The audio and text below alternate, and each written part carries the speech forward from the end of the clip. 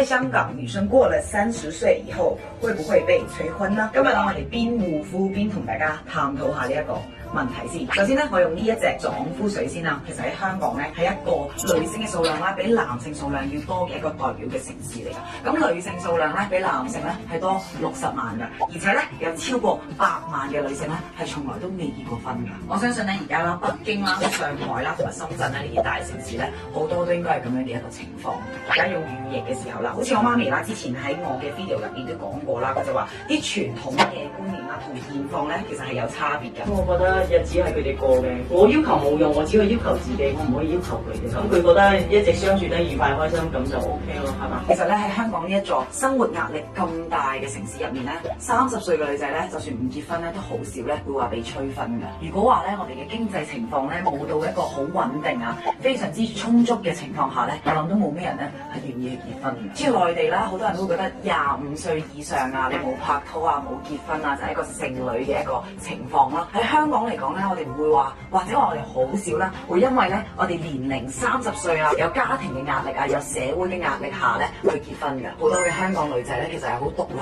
自主嘅，佢哋咧唔中意受嗰啲條條框框去影響㗎。跟住落嚟啦，我哋到咗用眼霜嘅時候啦，好多嘅女仔啦，我同佢哋傾偈嘅時候咧，大家咧都好中意講呢3隻字嘅，就係佢哋一啲都唔中意將就啊。我覺得呢個觀念咧都係非常非常之正確㗎，因為當你將就咗去結婚嘅時候咧，即係話佢唔係你最理想、最完美嘅一個生活嘅伴侶啦。咁其實你結咗婚又好，生咗 BB 都好，對於成個家庭嚟講咧，未必係一個最好或者有一個好積極嘅影響嘅。因為我覺得咧，如果你因為年齡限制或者社會嘅壓力咧而去結婚，而唔係因為呢一個伴侶，你相信佢真係可以支持你，同埋大家相愛一直行落去一世嘅話咧，呢一啲咁嘅婚姻咧，講真，我個人都一定唔願意。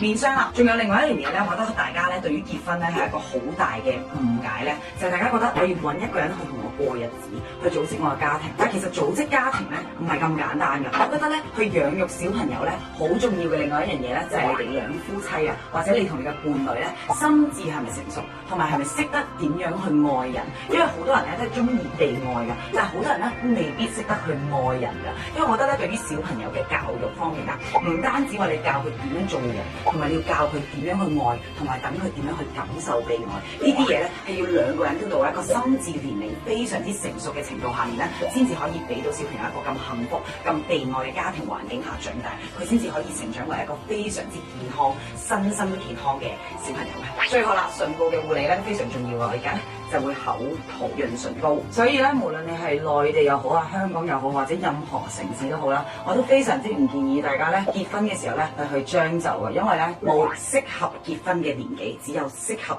結婚嘅人。